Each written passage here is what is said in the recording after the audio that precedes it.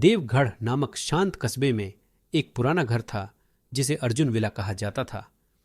यह डिजर्टेड सड़क के अंत में स्थित था। सालों से यह बंद पड़ा था, दरवाजे बंद थे, खिड़कियां टूटी हुई थीं और दीवारें काई से ढकी हुई थीं।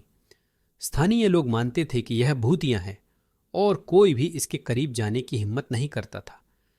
लेकिन मीरा, एक जिज्ञासु और साहसी युवा महिला, अर्जुन विला के रहस्य का सामना करने के लिए तैयार थी। एक दिन जब वह एक स्थानीय कैफे में चाय पी रही थी, उसने दो बुजुर्ग पुरुषों की बातचीत सुनी। मैंने सुना है कि वे अभी भी उस खोई हुई खजाने को नहीं ढूंढ पाए हैं जो अर्जुन विला के अंदर छिपा है, उनमें से एक ने कहा। मीरा का ध्यान उस बात पर गया। उसने पहले भी ऐसी कहानियां सुनी थीं। एक अमीर व्यक्ति जिसका नाम अर्जुन था, वह दशकों पहले विला में रहता था और अचानक गायब हो गया, जिससे पीछे एक खजाना रह गया था जिसे कोई नहीं खोज सका। उस दिन बाद में मीरा ने अपने बचपन के दोस्त रोहन से मिलने का फैसला किया, जो एक पत्रकार था। रोहन, हमें अर्जुन विला की खोज में जाना चाहिए। मुझे लगता है कि वहां कुछ छिपा हुआ है जो हमें पता लगाना है।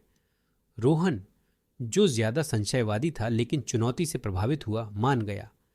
ठीक है, लेकिन हमें सावधान रहना होगा। उस जगह का माहौल अजीब है, उसने कहा।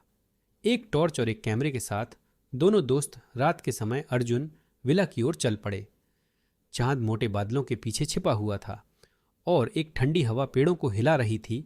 जैसे वे पुरानी हवेली के पास पहुंचे, उसका बड़ा लोहे का गेट चिल्लाते हुए खुला और वहां एक पत्थरों का रास्ता था जो मुख्य दरवाजे की ओर जाता था।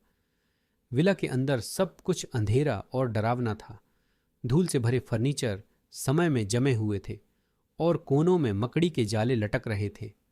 सन्नाटा भारी था, केवल कभी कभार हवा की आवाज थी जो खिड़कियों में से होकर आ रही थी। जब वे घर के अंदर और गहराई में गए तो उन्होंने एक बंद कमरे का सामना किया। यही है, मीरा ने उत्साह से फुसफुसाते हुए कहा। खजाना इसी दरवाजे के पीछे होना चाहिए। रोहन ने ताले का ध्यानपूर्वक निरीक्षण किया। यह तो सालों से छुआ नहीं गया लगता। हमें इसे तोड़ने का कोई रास्ता निकालना होगा। मीरा, हार मानने को तैयार नहीं, ने पास में एक डीली फर्श की लकड़ी देखी। उसने उसे खोला और धूल में एक पुराना चाबी पाया। मुझे पता था, उसने चाबी को गर्व से उठाते हुए कहा।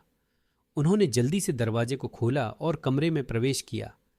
अंदर उन्होंने पुरानी किताबों और चित्रों से भरी शेल्फें देखीं, लेकिन कुछ अजीब सा महसूस हो रहा था।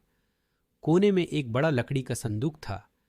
मीरा तेजी से उस ओर बढ़ी और इसे खोला, खजाने की उम्मीद में, लेकिन इसके बजाय वहां एक धूल भरी पुरानी डायरी थी। उदास होकर उसने डायरी रोहन को दी।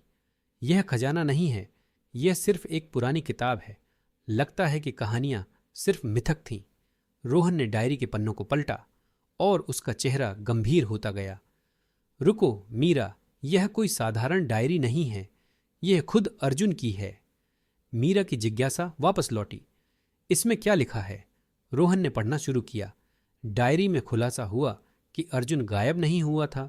उसके सबसे करीबी दोस्त विजय ने उसके साथ धोखा किया था, उसके द्वारा अर्जित संपत्ति को पाने के लिए। अपने जीवन के डर से अर्जुन ने खजाना एक ऐसी जगह छिपा दिया जहां कोई सोच भी नहीं सकता था, और अपनी डायरी में सुराग छोड़ दिए ताकि जो कोई भी सच्चाई जानने का साहस रखता हो वह उसे खोज सके। आखिरी प्रविष्टि डरावनी थी। विजय मेरे पीछे है। अगर कोई इसे पाए तो जान लो कि सच्चाई विला के नीचे है, लेकिन सावधान रहो क्योंकि धोखा अब भी साए में छिपा है। रोहन ने डायरी बंद की। यह सब समझाता है, खजाना कहीं जमीन के नीचे छिपा है। लेकिन इससे पहले कि वे कमरे से बाहर निकल पाते, एक हल्की आवाज हॉलवे में गूंज उठी। यह कदमों की आवाज जैसी लग रही थी। क्या तुमने यह सुना? मीरा ने पूछा। उसकी आवाज कांप रही थी। रोहन ने सिर हिलाया। उसका चेहरा पीला था।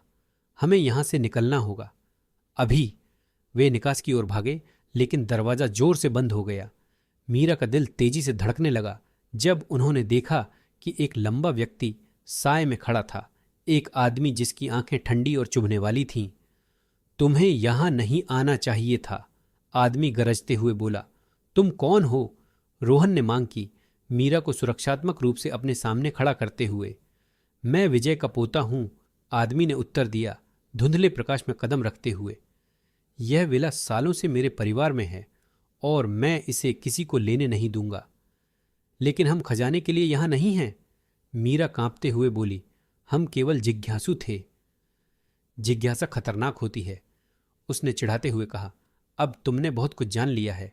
इसके पहले कि वे कुछ कर सकें, आदमी उन पर झपट पड़ा।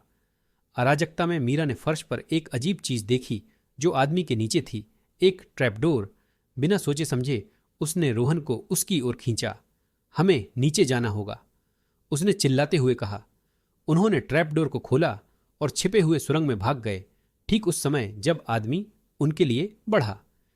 सुरंग अंधेरी और संकरी थी, लेकिन वे इसका पालन कर रहे थे, यह आशा करते हुए कि यह उन्हें सुरक्षा की ओर ले जाएगी। एक समय के बाद वे एक छोटे से भूमिगत कक्ष में निकले। कमरे के बीच में एक बड़ा पत्थर का मेज था और उस पर एक चमकता हुआ संदूक था। यह तो यही है, रोहन ने फुसफुसाते हुए कहा। मीरा ने संदूक खोला, यह सोचते हुए कि उसमें सोने और रत्न होंगे, लेकिन इसके बजाय वह पत्रों से भरा हुआ था। सैकड़ों पत्र, हर एक पत्र अर्जुन के जीवन में उसकी मदद करने वाले लोगों द्वारा लिखा गया था। असली खजाना धन नहीं था, यह दयालुता का विरासत और दूसरों पर छोड़ा गया सकारात्मक प्रभाव था। जब वे वहां खड़े थे तो ऊपर की जमीन में गरजने लगी, सुरंग गिरने लगी। हमें यहां से निकलना होगा, रोहन ने चिल्लाते हुए मीरा का हाथ पकड़ लिया। वे तेजी से सुरंग से वापस दौड़ पड़े, जैसे ही दीवारें उनके पीछे गिरने लगीं। जब वे अंततः सतह पर पहुंचे तो विला चला गया था, गिरने के मलबे में। गहरी सांस लेते हुए मीरा ने रोहन की ओर देखा। असली खजाना सोना नहीं था, यह अर्जुन की दयालुता थी। रोहन ने सिर हिलाया। वह चाहता था कि लोग याद रखें कि असली संपत्ति भौतिक चीजों के बारे में नहीं होती, बल्कि दूसरों के लिए किए गए अच्छे काम के बारे में होती है। वे विला छोड़कर चले गए, यह जानते हुए कि उन्होंने केवल एक रहस्य नहीं खोला, बल्कि एक अनमोल जीवन सबक भी सीखा है। हमारे पास जो असली धन है वह दयालुता है जो हम दिखाते हैं और दूसरों के जीवन पर छोड़ी गई सकारात्मक छाप है। भौतिक समृद्धियां मिट सकती हैं, लेकिन दयालुता की विरासत हमेशा बनी रहती है।